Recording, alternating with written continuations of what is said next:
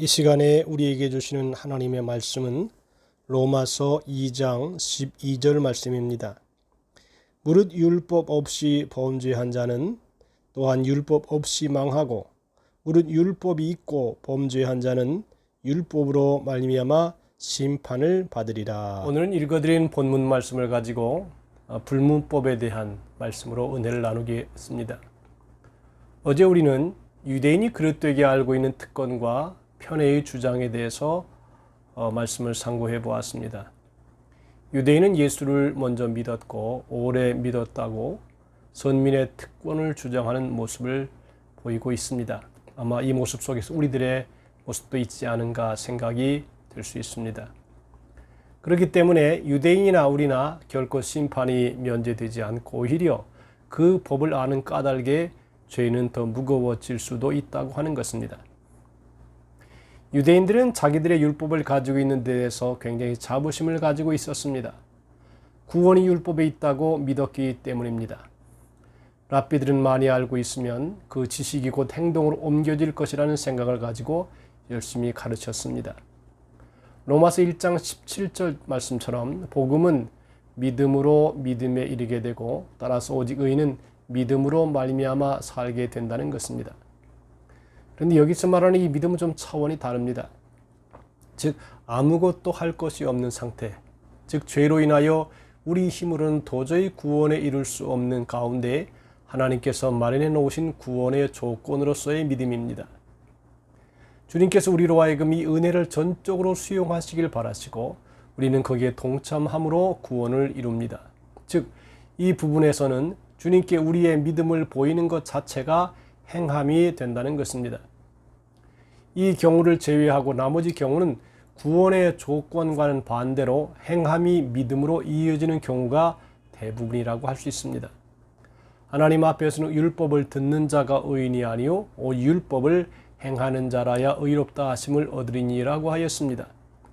율법은 모세가 시내산에서 받은 십계명으로 모세 오경인 창세기, 출애굽기, 레위기, 민수기, 신명기 이것으로 더 확대하면 구약 전체를 말합니다. 오늘 본문에서의 율법은 십계명으로 보면 됩니다. 유대인들은 이 율법이 있으므로 자기들이 구원의 길이 열렸다고 믿었고 그 외에 이 율법을 모르는 이방인들은 아예 구원의 길이 막혔다고 알았습니다.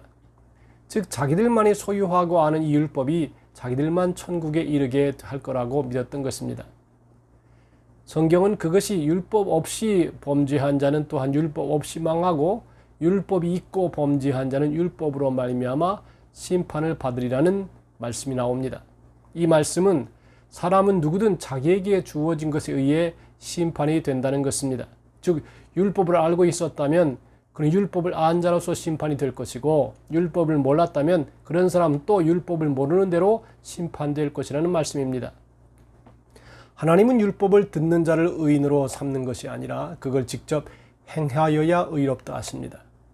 그러니까 그들이 제 아무리 율법을 잘 알고 그것을 가지치기를 해서 많이 만들어 놓는다 해서 구원받는 것이 아니라 그걸 직접 행할 때만 율법은 의미가 있다는 것입니다. 이것이 유대인에 대한 심판입니다. 율법 없이 범죄한 자들은 어떻게 되느냐? 이것을 문제가 되는 것은 유대인들은 성문화된 법조문이 있기 때문에 잘잘못이 분명히 구분되는데 믿지 않는 사람들이 가진 법은 기록이 되지 않는 불문법입니다. 그렇기 때문에 만약 그 사람이 우리를 무슨 근거로 심판하는데 유대인이야 선악을 확실히 알 수 있는 율법이 있었지만 우리는 율법을 알 기회도 없었고 따라서 그에 따르는 심판도 면해줘야 옳지 않느냐 이렇게 나올 수가 있다는 것입니다. 여기에 대해서 사도 바울의 견해는 율법을 모르는 사람은 모르는 자로서 또 심판될 것이라는 것입니다. 그리고 오늘 이 말씀을 지금 율법을 모르는 사람들이 자기들은 율법도 몰랐고 또 그런 게 있다는 이야기조차도 들은 바 없기 때문에 자기들은 심판의 대상에서 제외된다고 말하는데 사도 바울은 그것이 아니라는 것입니다. 그들 역시 그들의 마음속에 다른 유형의 율법이 있다고 말씀합니다. 비록 글로써 써지지는 않았지만 무엇이 선하고 악한지 분별할 수 있는 기준이 확실히 존재하는 것으로 사람은 하나님이 없다고 핑계댈 수 없다는 것입니다. 하나님은 창세로부터 하나님을 알만한 것들을 당신의 피조물 속에 담아 놓으셨기 때문에 사람들이 당신의 존재를 모를 수가 없다는 것입니다. 모른다면 그건 의도적으로 외면한 까닭이지 조금만 보려고 하면 얼마든지 보여진다는 것입니다. 성경은 율법 없는 이방인이 본성으로 율법의 일을 행할 때에는 이 사람은 율법이 없어도 자기가 자기에게 율법이 되나니 이런 이들은 그 양심이 증거가 되어 그 생각들이 서로 혹은 고발하며 혹은 변명하며 그 마음에 새긴 율법의 행위를 나타내느니라고 했습니다. 이방인들에게는 기록되지 않는 법이 있는데 그것이 이방 사람들이 가진 법이라는 것입니다.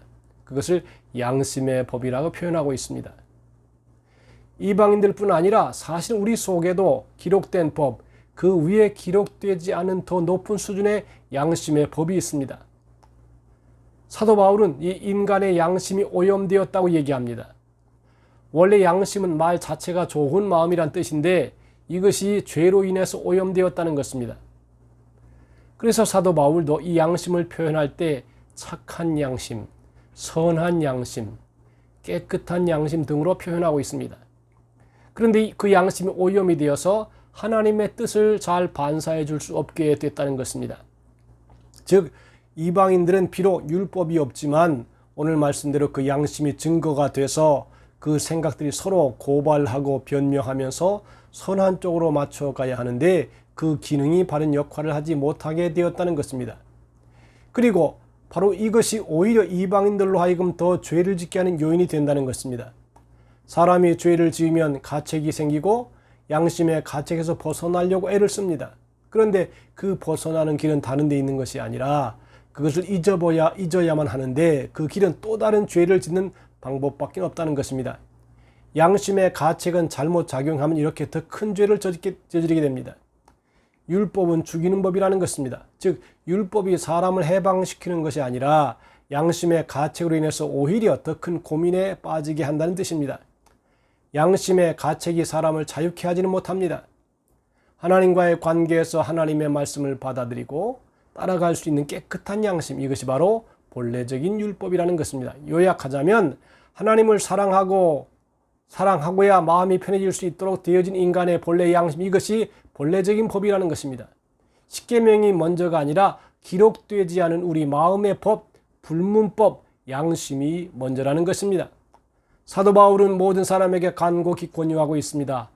곧 나의 복음에 이른 바와 같이 하나님이 예수 그리스도로 말미암아 사람들이 은밀한 것을 심판하시는 그날이라 그랬습니다. 오늘 사람들의 은밀한 것을 심판하시는 그날이라 하는 말은 어떤 특정한 날짜를 말하는 것이 아니라 어떤 상황을 말하는 것입니다. 우리가 복음을 받아들이고 예수 그리스도를 더 깊이 알게 되면 우리의 죄는 더 선명하게 나타나게 됩니다. 그러므로 이 율법과 깨끗한 양심으로 새롭게 살려면 예수님의 보혈을 의지하여 하나님 앞에 죄를 회개하고 믿음으로 새로워져야 됩니다. 그래서 우리 속에 있는 선한 양심, 깨끗한 양심이 우리 삶 속에 생동력 있게 역사해야지만이 우리가 하나님의 은혜 가운데 거할 수 있다는 것입니다. 오늘도 이 같은 깨끗한 양심을 가지고 살아가는 하루가 될 수 있기를 주님의 이름으로 축복합니다.